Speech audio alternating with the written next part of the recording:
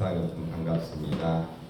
방금 우리 김태희 선생님께서 기도하실 때도 말씀하셨듯이 갑자기 날씨가 이제 추워지고 있어요.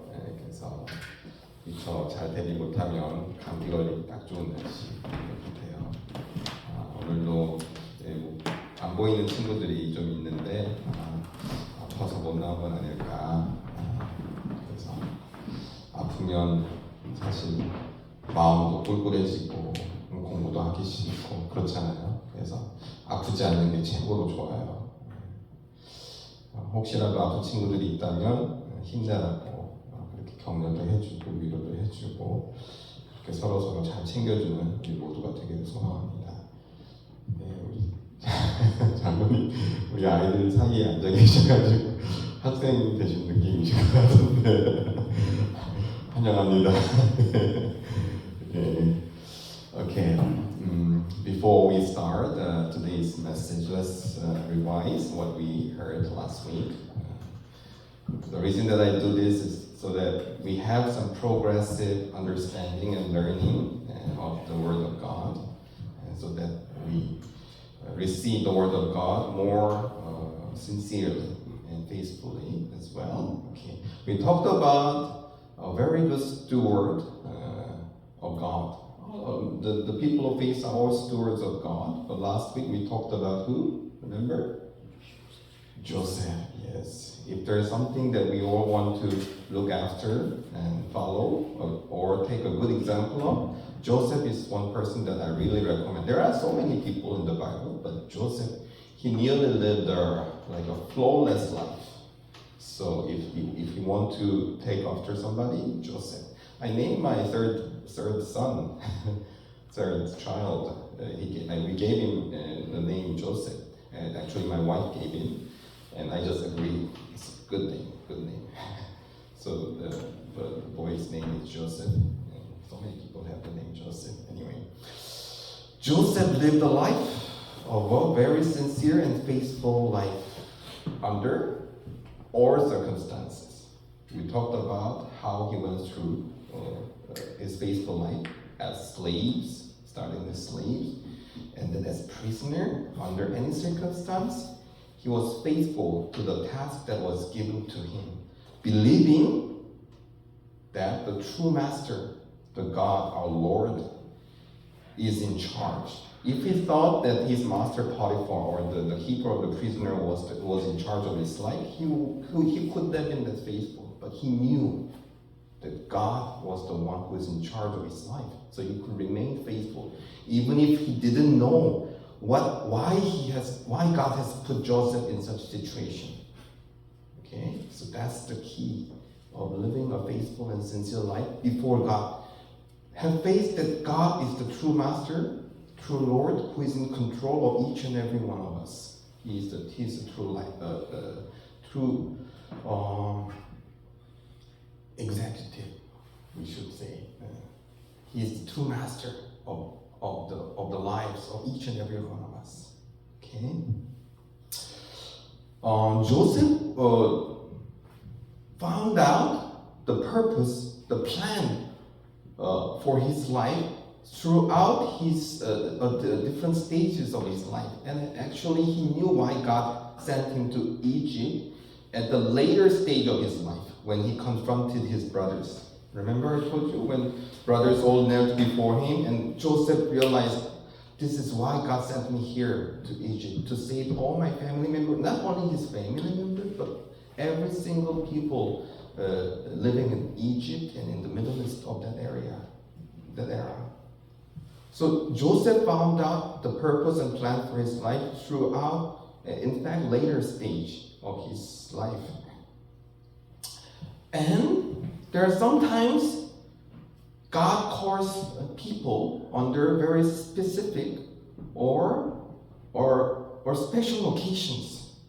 We're going to talk about different personal faith today, and that is Moses. We all know Moses, right? Who Moses is. At the earlier stage of his life, he lived as the what? Do you all know? For 40 years of his early ages, what was his identity? Can anybody tell me?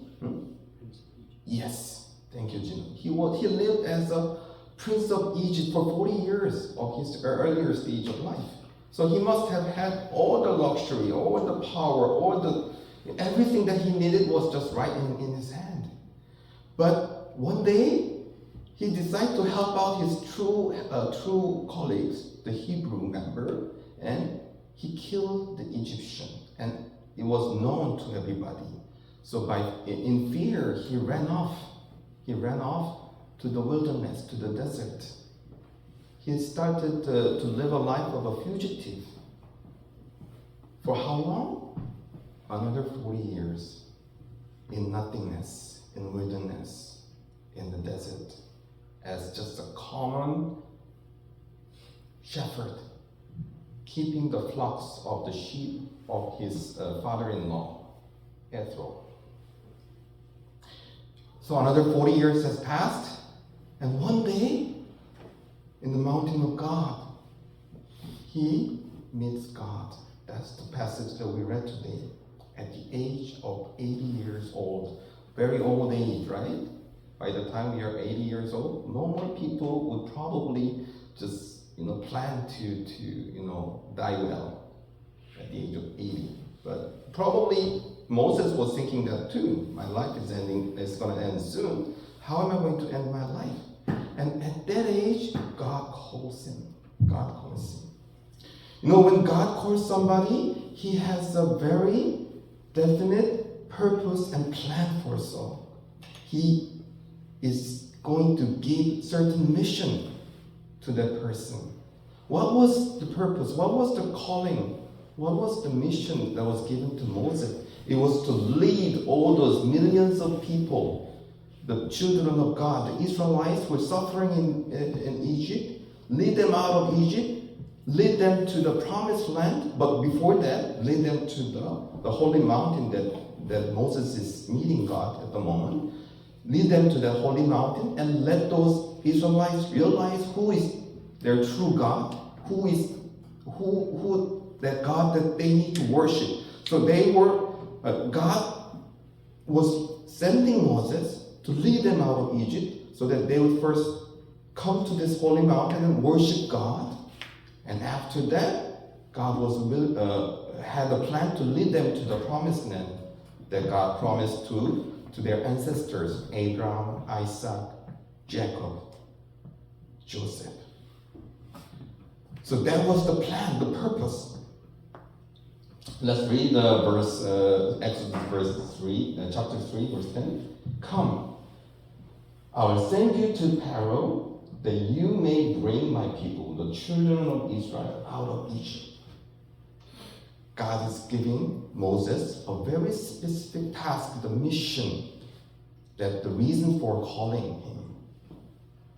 But just by looking at the task, how do you feel? Oh, this is so much to bear. As just a mere man, can I handle this great task? If somebody told you, I'm going to send you to Korea, is all politically all corrupted and people are dying there, suffering there, so I'm sending you back to Korea, lead them out of Korea and lead them to the promised land I command you. If somebody just told you, even if God told you that, how would you feel? How would you feel? Just imagine. Do you think Moses obeyed the moment that he heard this task from God? No way. It's impossible. As a man, it's impossible to disobey. He disobeyed. He made excuse 5 times before God. 5 times. I'll just briefly explain how he did it. The first thing was, who am I, Lord? I'm just a mere man, just like I explained. Who am I to lead all those people out of Egypt and lead to them to promised land? Just a single mere old-aged, 80 years old man? No way, I cannot do it, Lord. And God says, don't worry, I'm going to be there with you. I'm coming with you. You are not the only person who's going to be there. I'm going to be with you. And then Moses asked, what if they ask who this God that I met? What if they ask you what your name is? And God says this famous verse, I am who I am. I am God. I am who I am. I exist myself. Achel, Asher, Achel in Hebrew.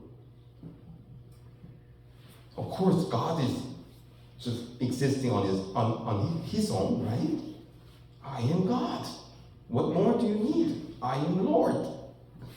Okay. The third question, what if they don't trust that I met you? I can say that I met God, but what if they don't trust me? How am I gonna convince them that I met God? Your God. Not just my God, your God, your ancestors' God. And God says, pick up that staff that you have in your hand. Hold it in your hand and throw it to the ground. And then what happens? We read it? No, we didn't read it. Okay, we didn't read it today. It turns into a snake. And then God says, hold it back again. And it turns back into the staff. You see? I'm going to help you do a lot of miracles with the staff in your hand. It used to be the just mere shepherd's staff.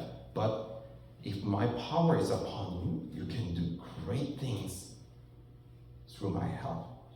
I'm going to be there to help you out. Okay, now Moses is running out of excuses. Okay. Lord, I don't speak quite well. I'm not good with the speech. I have to go to the palace and I have to convince the Pharaoh and all the officials of Pharaoh. And not only them, I have to convince the elders of the Israelites. I'm not a good speaker. Who am I to convince them, persuade them out of Egypt? We lived there for 430 years. And God says, who made the tongue of yours? Who gave you that mouth? I can make you deaf. I can make you mute. At the same time, I can just open up your ears, eyes, mouth. I gave you that. I'm in charge. I'm going to put my words in your mouth. So don't worry. Don't worry about that. And the last excuse, Lord, there's gotta be somebody else who's better equipped for this task. More adept. There must be somebody who can speak better than me. It's understandable. Moses liked to live a life in the wilderness for 40 years as a mere shepherd.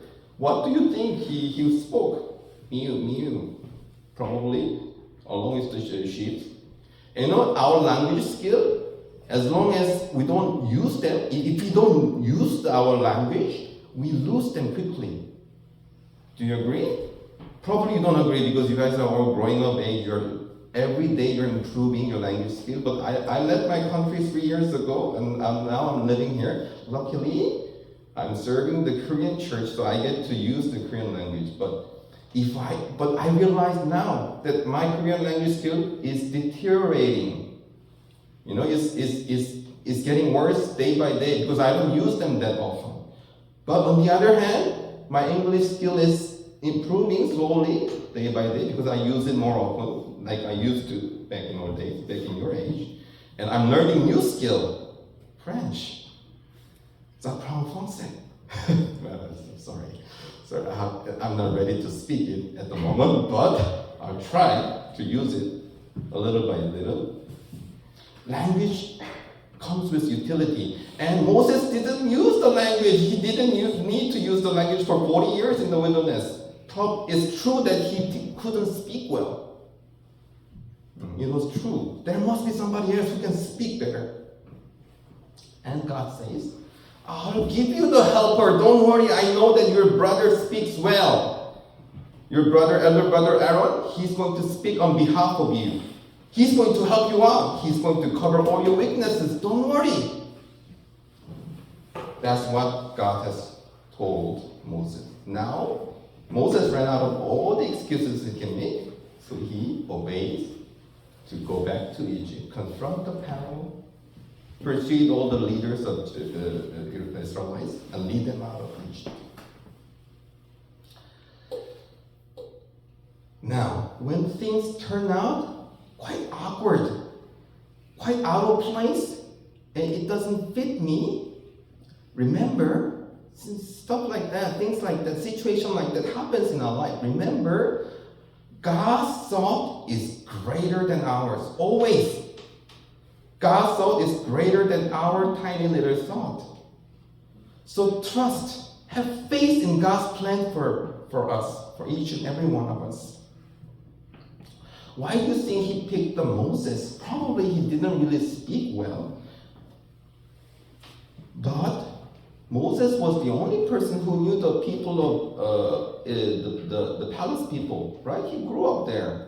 He probably, the Pharaoh probably was brother, right? To him. He can confront the brother, for a long time. He knew how things run in Egypt. And Moses was the only person who already had the experience of living in the desert for 40 years.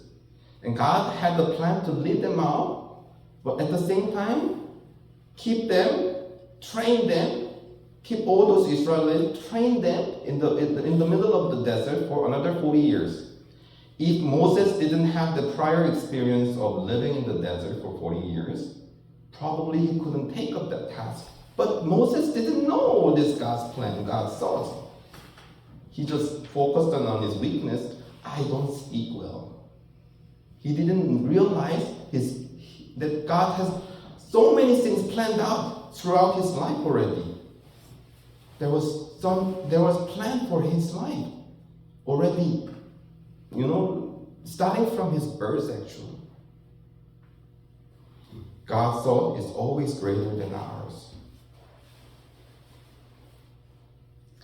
Sometimes, like I said, as we live our life, there are times, next page, there are times that we have to wear some clothes. We have to wear the identity that doesn't fit me. Why should I wear this clothes? Why should I be here? Yesterday, some of you volunteered to come to help out the garage sale. It's good that you obeyed. It's good that you took participation. Probably, was it your first time doing such voluntary work? Good thing you did it. You might have felt awkward. What am I doing here? I probably just sit back at home, just play some games or watch TV or I have some homework to do. But you decided to obey or listen to some persuasion probably of your parents or guidance of the teacher. But good thing that you did. Whether it happens voluntarily or just happens occasionally or somebody just drives you to that certain situation, it's a good thing that you try those new clothes. I would like to share my small story. What happened back in the old days during high school. It was 11th year of high school, so I think the age of Jinan or Jisan, in between, like that. We had the student council election, and I didn't want to participate at all. But some of my friends, good friends of mine, they pushed me, popped me, come on, Bongi. You can win this. Come on, go, you can do this. I really didn't want to do it.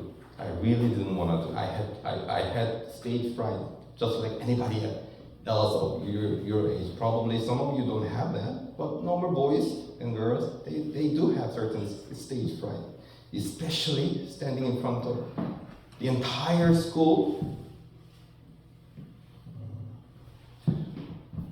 But my friends pushed me. And there was a good thing about me is that I try new things, even though I feel that nervous, I don't have the courage, but I try to do the new things in my life. I take courage. So I decided to take participation. I did not even write the script myself. My friend wrote it for me, the speech that I'm supposed to deliver. My good friend wrote it for me. I just have to memorize it and just spit it out on the podium. As I stood to the podium, I remember my legs were trembling like anything. I come here, I see around 700 people looking at me, getting on the spotlight. I remember the blackout. You know, when you're too nervous, your mind just blacks out. Has anybody? Does anybody have that experience? You just blacks out. You just don't know what's in front of you. Just some images are just there. I remember just seeing lots of images, and I started to just deliver the speech. I memorized it, so I did it well. But the problem came right after. There was a session in which the teachers would ask all the candidates how they're going to contribute to the school. Random questions. I wanted, nobody asked me, but one of my teachers, she likes me, she loves me. I know, but I don't know why she asked me the question on that occasion. She asked me some question, and then I was like dumbstruck.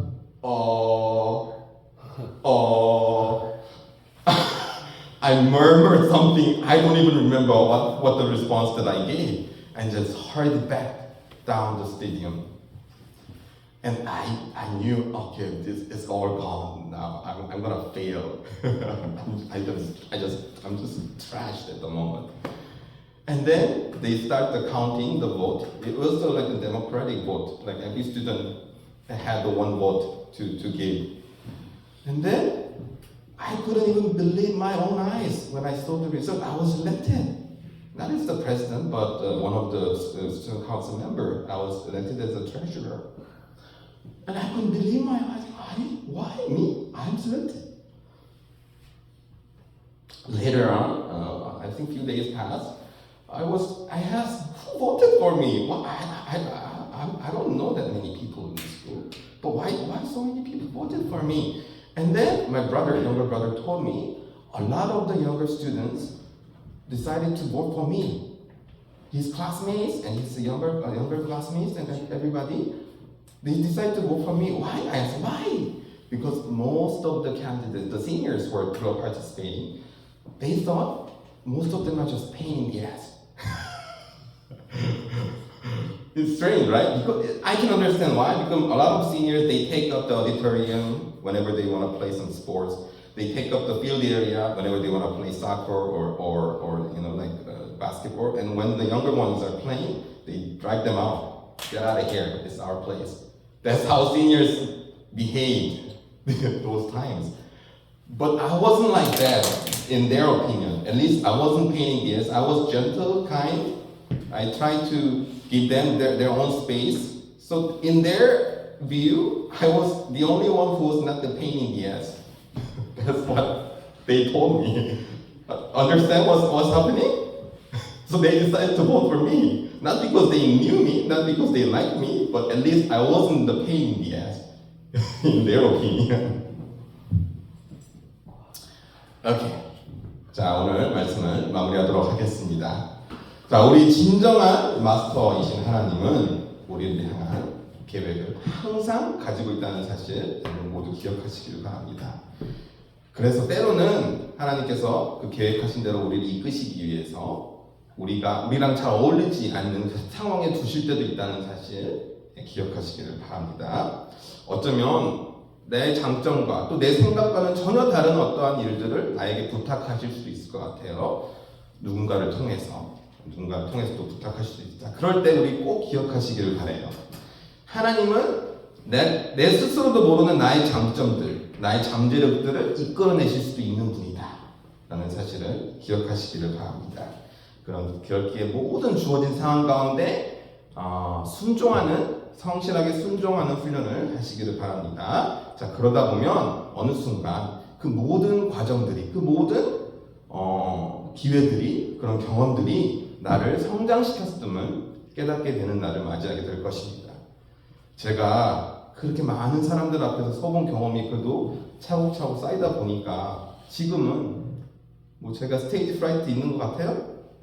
없어 보이죠. 나 지금 떨고 있니? 안 들고 있죠. 그러한 경험들이 오늘의 나를 만들었다는 사실 기억하시기를 바랍니다. 그리고 정말 필요하다면 하나님께서 오늘 모세에게 나 말 못하는데요?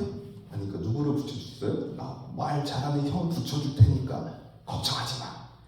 우리의 약점들을 보완시켜 줄 수 있는 조력자들 또한 하나님께서 다 예비하시고 준비시키시고 보내주신다는 사실까지도 믿으시기를 바랍니다.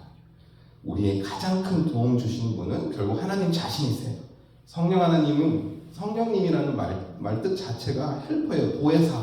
예수님이 보혜사를 보내줄 테니 그 보혜사의 의미가 헬퍼예요. 우리에게는 우리와 항상 함께 하시는 우리의 도움을 주시는 보혜사 성령님이 우리가 함께 하신다는 사실 꼭 잊지 않으시길 바랍니다. 그래서 여러분들이 아직 잘 깨닫지 못한다 할지라도 여러분들 한 사람 한 사람 위해 계획하신 그 하나님의 놀라운 그 계획들을 여러분이 깨닫게 되고 알아가게 될까지 그날을 맛보게 될까지 하나님의 은혜와 축복과 또 인도하심이 여러분 모두의 삶 가운데 함께 하기를